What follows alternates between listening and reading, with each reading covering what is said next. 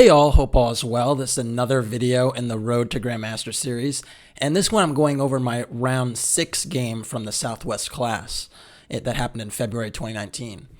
If you followed some of the videos recently, you know that I've lost 2 games in a row in rounds 4 and 5, and both kind of unnecessarily. Like in round 4, okay, I'm playing a strong GM and I blunder a pawn, and then I'm groveling for a long time, and okay, I was even able to potentially draw a rook endgame, but I missed a few important details. But in the 5th round was extremely disappointing because I pretty much equalized and faltered very, very close to the finish line and had to go down again. So in an open tournament, losing multiple games in a row is doubly frustrating because you know that you're going to be playing down. And, then there's even more pressure to win because if you kind of spoil it while you're playing down, you're really going to lose a lot of rating. So I was hoping to right that ship. My opponent in round 6 was a young junior player named Vincent Tsay, I believe from the New Jersey or just outside of the city area, but still in the tri-state. And I know he's a pretty good player because I'd played him before in faster time control, and it seems like he had a very good understanding and just hadn't really played enough games for his rating to catch up.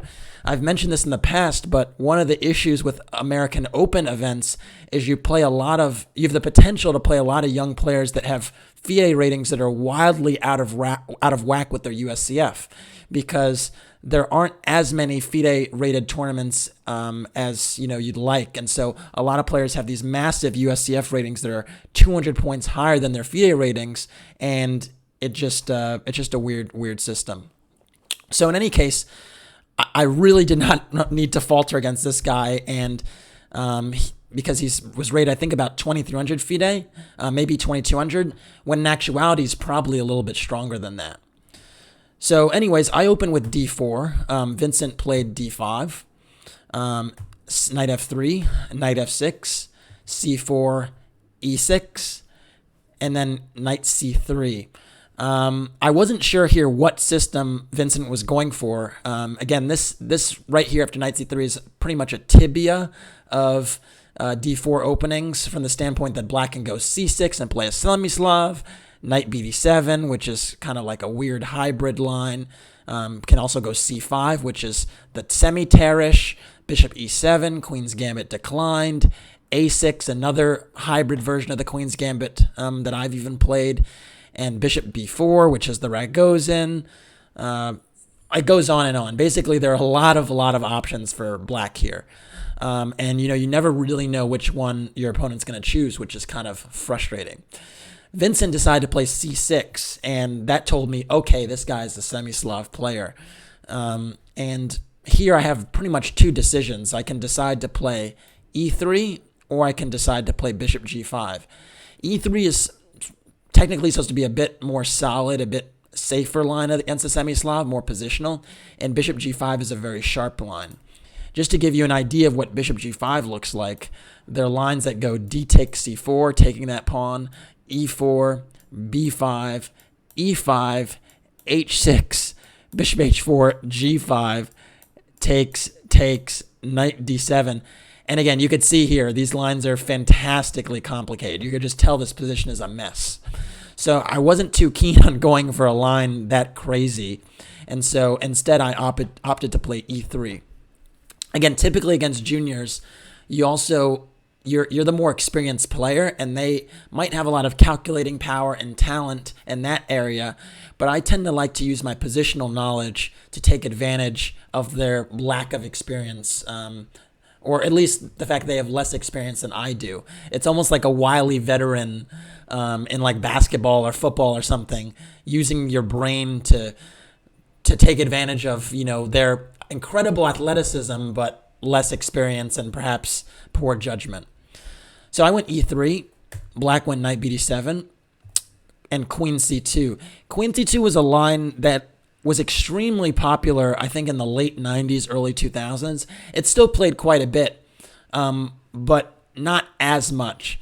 The idea was that after bishop d6, what happened a great deal was this move g4, which was known as the Shabalov attack of the Semi-Slav, I believe. I think it was Shabalov, might be Shirov, but this g4 move started to creep up, and it was this really interesting pawn sacrifice connected to knight takes g4 and rook g1.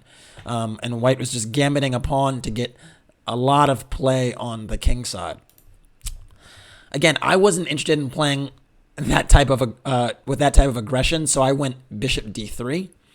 And after castles, Vincent now played d takes c4.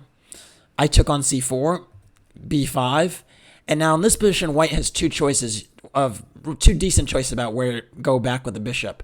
One of them is d3, and the other one is e2.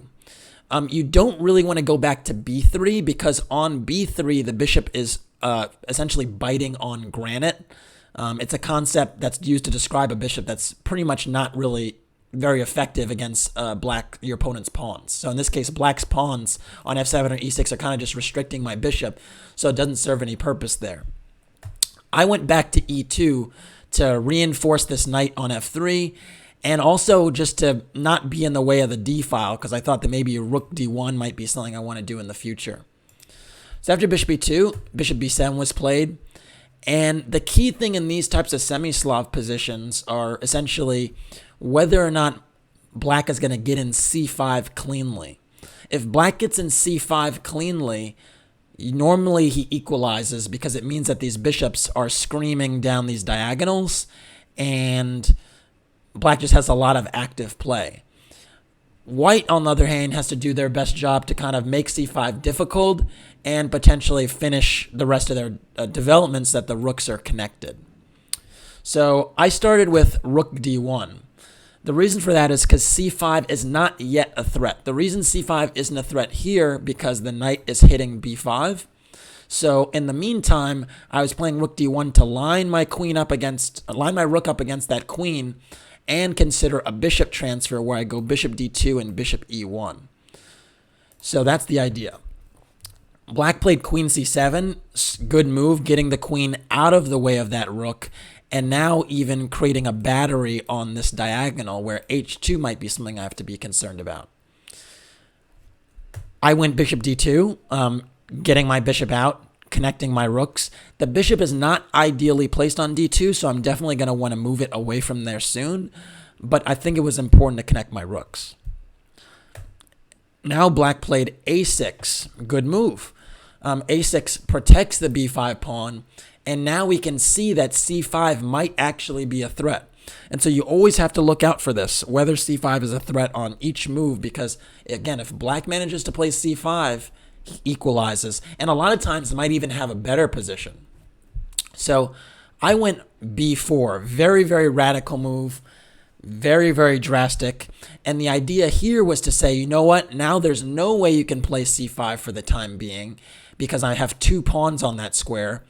And if you play bishop takes b4, I have a tactical justification, which is this move knight takes b5. So again, this didn't happen, but if bishop takes b4, knight takes b5, and you see the queen is hit and the bishop is attacked. And if you play a takes b5, I go bishop takes b4, hitting this rook on f8 and still clamping down on the c5 break for now. Another key point now would be that I'd have the bishop pair. And the bishop pair, as you know, if you've watched any videos on this channel, is quite the asset. So white would be better here.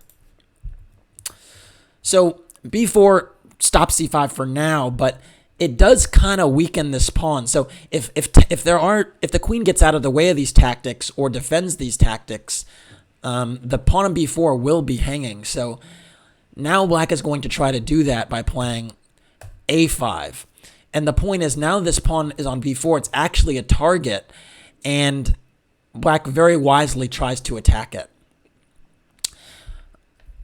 I went rook a c1, ignoring my b4 pawn and trying to keep playing with some initiative. The point is now that I'm actually reinforcing the threat of knight takes b5 because now I have a queen and a rook on that square. So knight takes b5 is a legitimate threat, hitting the queen on c7. So if a move like, I don't know, like let's say a4 was played, not a good move. Knight takes b5, takes, and queen takes c7, and you can see now I'm going to get the two bishops and a better position. So that was the idea of the rook a c1. Now, black could play bishop takes b4 because now the bishop on b4 is actually protected by the pawn a5. So tactically, even though I have knight takes b5 here, it's not actually the end of the story because it's not like I'm getting a bishop pair. So if the queen just moved away with queen b8, now my knight is on b5 and it's hanging and I just have to move it away. So this was actually a potential line that Vincent could have gone for. I just have to go back to c3. And now that the bishop is on b4 is protected and the queen is out of the way of the c-file, c5 could be played, and now black has a perfectly satisfactory position because he got off the c5 break cleanly. And if I take on c5, now this knight jumps into the game in a very active square. And you can see all these pieces also converging on e4, which is very menacing. So taking the pawn on b4 was an option. Instead, though, Vincent played queen b8, and it's not necessarily a mistake, but bishop takes b4 probably was a little bit more precise. So now b4 again is hanging, and I have to make a decision because now black has two ways to take it. So I decide to play b takes a5 and resolve the tension. And here I still felt reasonably decent about my position because I felt now c5 still can't be played because my knight is eyeing the b5 pawn. That being said, I will say that Vincent was playing all of his moves incredibly quickly. I think I already had spent like 30 minutes to get to this position, and Vincent had spent like 3. And I was like, oh, brother, not the type of game you want to get where a young player is blitzing you and seemingly has a good understanding of what's going on. So I thought I was playing a little bit nuanced here, but it seemed like he understood where the pieces should go. Anyways, after b takes a5, b4 was played, hitting my knight, and that's a very good move. Note that rook takes a5, rook trying to recover the pawn right away would be ill-advised because this rook is loose and my bishop is eyeing that square. So I can now uncover my knight with a move like knight e4 and secure the bishop pair because this bishop is on d6 is hanging, this rook is hanging, so after the rook moves, I could take on d6.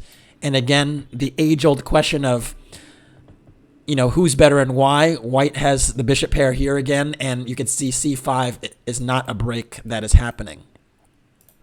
And another thing to point out, I feel like I'm beating a dead horse, but as long as c5 isn't played, this bishop on b7 is actually not very good because it's pretty much locked behind its own pawn. So it's actually imperative that that this break does come. So after b4, I have to make a decision with my knight, and I don't have many good squares to go to. I decide to go knight a4, again, eyeing the c5 square. And then black played rook takes a5.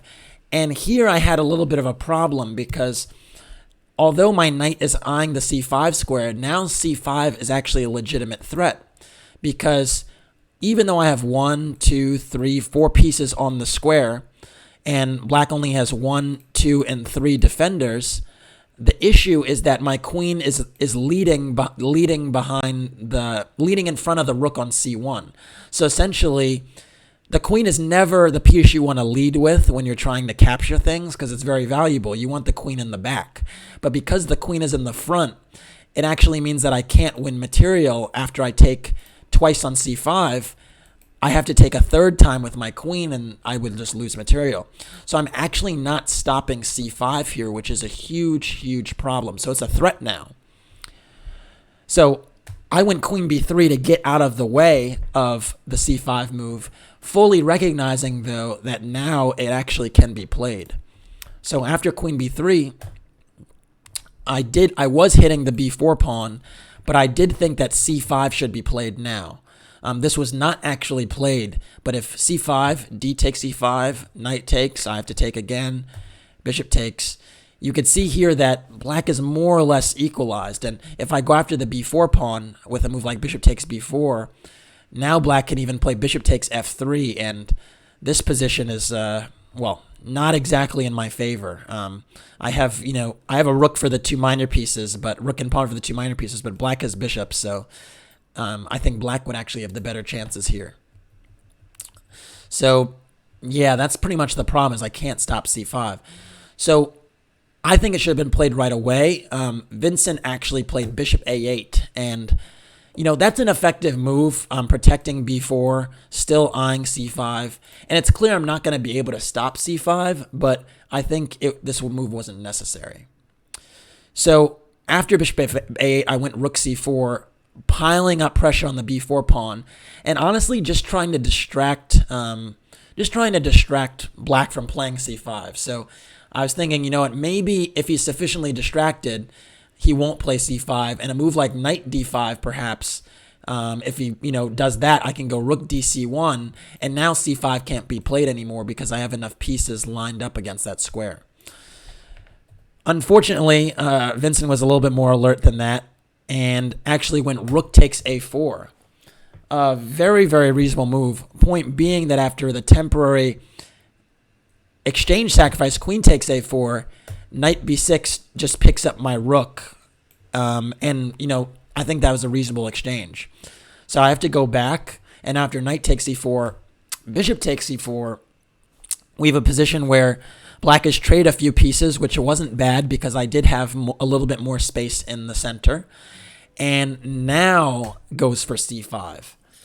And now you can see that, if you study the position for a moment, that these bishops, the worst case scenario that I was talking about has kind of happened, where these bishops are both lined up against my king, uncomfortably so, and my bishop is biting on granite, which we said was not what you want.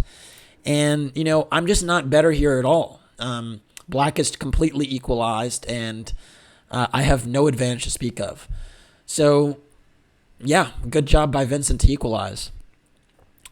I played d takes c5, needed to take that pawn, and after bishop takes c5, I took stock of this bishop, and I was thinking, all right, the material is equal. I don't have any real advantage to speak of, but in a dream scenario, I could argue that this a pawn is a little bit stronger than the b4 pawn, because this pawn might be a target if I put enough pressure on it. So I was thinking, and maybe my bishop could drop back on b3 and just protect itself. And so I was thinking that maybe this b pawn could be a little bit weak, and maybe I could try to win the game if that happens. The second thing I was thinking about is maybe in a dream scenario, I could exchange this bishop on a8 for this knight on f3. Maybe I could trick my opponent into thinking that these double pawns would be really weak for me, so that he'd give up his bishop pair and try to attack. And then with the material imbalance of the two bishops, maybe I would have chances to win. So I know that's a lot of maybes and dreams, but that was my thought process is, okay, this is an equal position, but I'm still the better player. I'm still the more experienced player, so let me try and beat him from the equal position. So I started with bishop e1. I thought that was a good move. Getting the bishop out of the way opens the rook on the d file. So that's fine. And again, we spoke about earlier the bishop on d2 not being the permanent home for it. So that's fine. But now my opponent thought for a long time and actually played queen b6. Queen b6 I was a little bit puzzled by. I did not think it was doing very much on this square. I did see that, it is, I'm still protecting the b4 pawn, but I was a little bit puzzled behind what the purpose of that was. Instead, I was looking at a move like h6, just giving the king an escape square, or jumping in right away with knight e4. I thought knight e4 would just be very active. It also protects the bishop on c5. So I thought that was reasonable. Now, queen b6 is fine. Now I went h3, giving my king an escape square because I figured, if I ever do want to win this pawn, I'm also going to need to have a back rank protection. So that just, is a move, a little bit of a waiting move. And now black played bishop takes f3, and I could not contain my excitement. Because even though this move doesn't necessarily change the evaluation of the position in any serious way, it does give the position a little bit of dynamism, a little bit of dynamics that it did not have before. So after this exchange, now I have the bishop pair, and I felt like, you know what? My king is relatively safe. It might be able to step up to g2 and defend, my pawns a little bit. And I might have dynamic chances connected to these bishops, and also this pawn on b4 might be a target. The other thing I was thinking about is this knight on f6, for the moment, can't get into the game anyway. So I did think now, you know what, white has to make a few good moves, or black has to make some good moves. So h6 was played, fair enough. And now I went king g2, just covering these pawns, getting my king off of this diagonal. Black went rook b8, protecting this pawn on b4. But you can see rook b8's kind of a passive defensive move. And note that the move you might want to play, rook d8, actually just allows me to trade on d8 and win a pawn with bishop takes b4. So you can see already how these bishops could potentially go to work. So rook b8, I went queen d3, now shifting gears and trying to get my queen active on the d file. And also, again, keeping an eye on this knight on f6 so it can't really go anywhere. So just keeping an eye on that. And last but not least, I did talk about before the bishop and the pawn protecting themselves. So now I also have the potential for bishop b3 and maybe rook c1 and getting some counterplay on the c file as well. Queen c7, fair enough. Bishop b3, again, this is a nice construction with the bishop and the pawn protecting each other. And now queen e5, shifting the queen over to the king side to try and disrupt my king. Rook c1, again, eyeing this bishop now. And you can see now my rook and queen control both of the open files in the position, which is a huge win. So you can see in the past like 5 to 6 moves that I've managed to really improve all of my pieces, and black is kind of like floundering a little bit. Queen g5 check, reasonable move. King f1, queen h5, king g2, and now queen g5 check again. And I could see here that Vincent kind of was trying to get a repetition, but I thought, no, I do not want to draw here. I'm going to keep playing. And there was no way I was going to agree to a repetition here, so I went king h2. I thought that now if queen e5 check is played, I have f4 and I'd be fine. Instead, knight h5 was played, and this move really rang some alarm bells for me because I was very curious as to where this knight was going. It didn't seem like it could go anywhere. So I was like, oh, okay, that's interesting. But then upon further review, I sound like an NFL referee. But actually, upon further review, what I did realize was that knight f4 might be a threat. Point being that let's say I make a nothing move like bishop c4.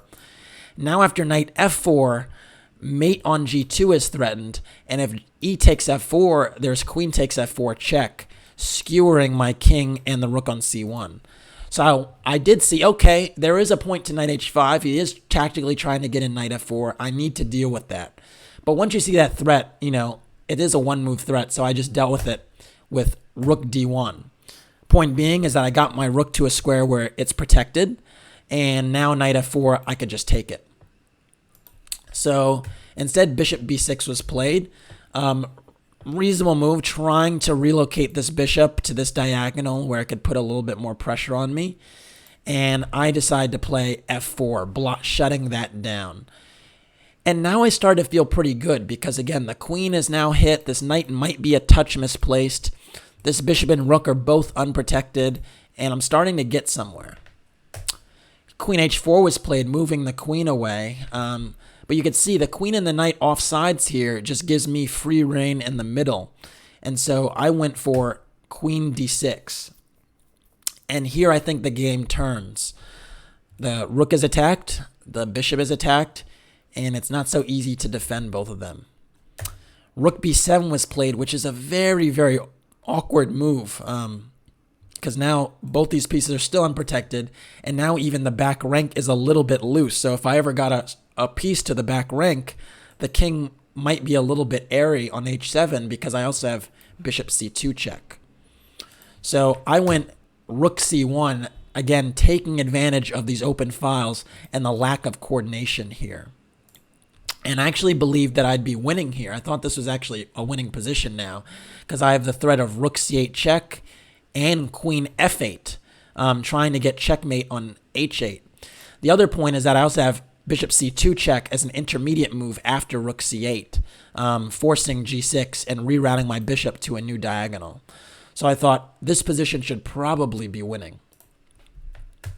King h7 was played, dealing with that prophylaxis, but note that there's no way to effectively defend the back rank now. A move like queen d8, which temporarily holds the back rank together, would lose to queen takes d8, bishop takes d8, and rook c8. And this pin is decisive because after rook d7, well, I have bishop takes b4 at the very least.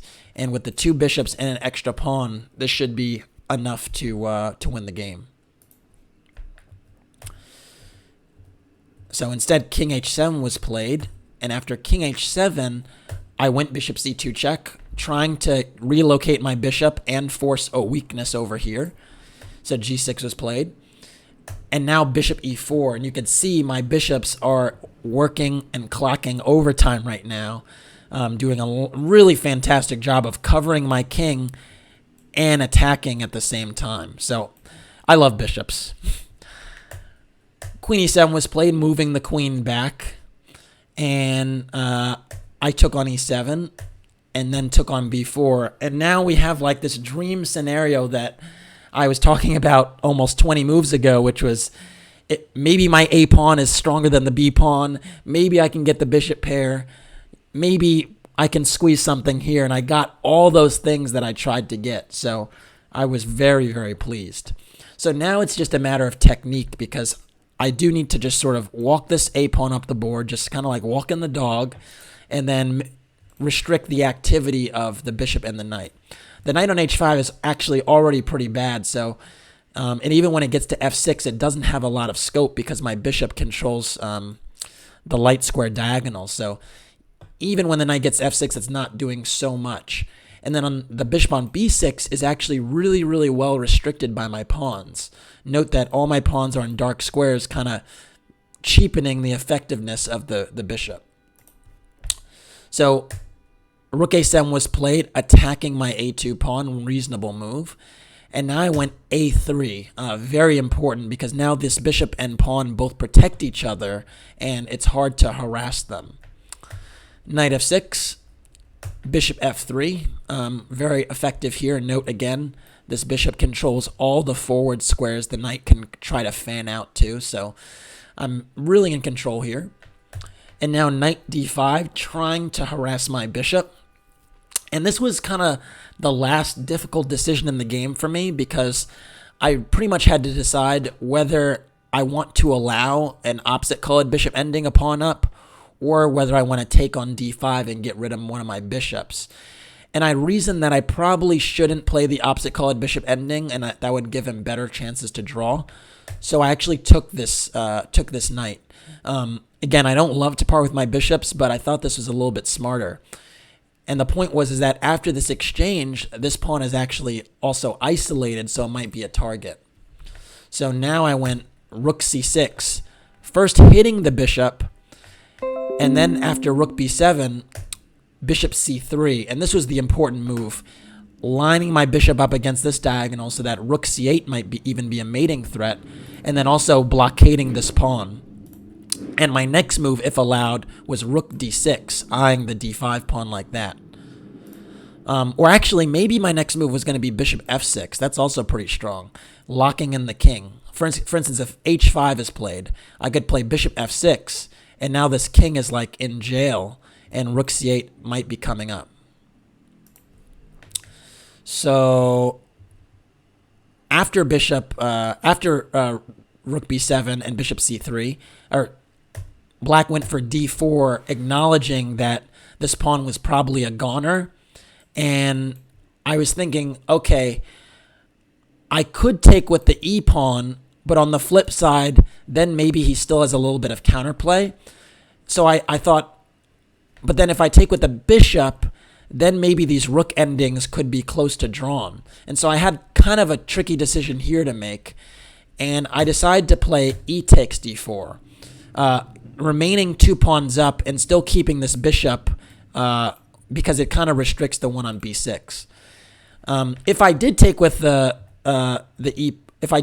bishop, black could have traded and gone rook a7, and this rook endgame is probably a win, but it's still a little bit tricky because these pawns are very ugly, and maybe this king could get active. I'm very skeptical, but a sample line could have gone like this, and maybe the king starts to walk in and get some counterplay.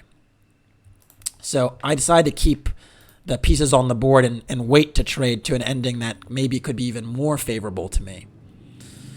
So after d4, e takes d4, now bishop c7 was played. I went king g2, giving up the f4 pawn because I thought it didn't really matter in the whole scheme of things. And I thought that once black takes, my king could enter into the game with tempo. Bishop takes f4 was played, and then king f3.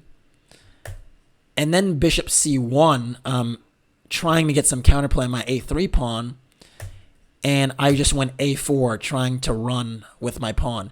Note that it's also a tricky tactical threat that if I go bishop b4, there is also bishop takes a3. And the point being that if I take here, there's rook b3 check. In this position, I'm not sure whether this is a win or a draw because my h3 pawn is hanging, and maybe the rook can get behind afterward and start to run with their own h-pawn. So a little bit unclear what the evaluation of that is. So because of that, I just pushed the a-pawn. And now the point is I'm actually threatening a5 and a6 with tempo. And once the black rook is forced to be passive, then I can push my d-pawn. So, I mean, 2 passed pawns, even though they're not connected, should probably win the game. So that's what I was trying to go for. Now black played bishop b2, trying to trade the bishops, and kind of an acknowledgement that defending passively with rook a7 was going to be losing. And I decided to trade the bishops, but first get my king active with king e4. Again, if my king is in the game and I can support these pawns, it should be enough to win. After king e4, rook b3 was played, attacking my bishop, and now I thought it was time. Okay, fine, you want to trade the bishops? Fine. Bishop takes b2, rook takes b2, and I'm up a pawn, but I do have 2 passed pawns, which makes it feel like it is winning even though I'm up just 1 pawn. It seems like black doesn't have many drawing chances. But the question here is how to mobilize the pawns effectively. Because right now, f2 is hanging, and also the black rook is trying to get behind with rook a2, or maybe even rook e2 check and harass me. So the question here is how to push the pawns, how to get my pawns going, and in the best way. And so I actually think the move I played here was actually very, very strong. And I want you to pause the video and think for 5 seconds and try to figure out how you would mobilize your pawns here and get them going. So take a second, pause the video, and try and figure that out. All right, so hopefully you got a moment to think about it. The move I played here, and I thought this was the best move, was rook c4. And the thing I really loved about this move is I'm protecting both pawns and now giving my king breathing room to run up the board to c6, where it's shielded from checks by the c4 rook and also can support the d-pawn. I thought this was a very, very clean way to win the game, and I knew that once I found this move, I was going to win the game. Black tried to keep the game going, but it's really tough to stop this plan, and that's the thing that's so elegant about it, is I'm saying, you can have my f2 pawn and my h3 pawn, but the point is my pawns are further advanced and they're easy to get going compared to your pawns. So king g7 was played, actually not even taking the f2 pawn, and now I went king d5, running that king up the board. Rook takes f2, and now king c6. And you can see now that my king is in pole position, I can walk this pawn up the board.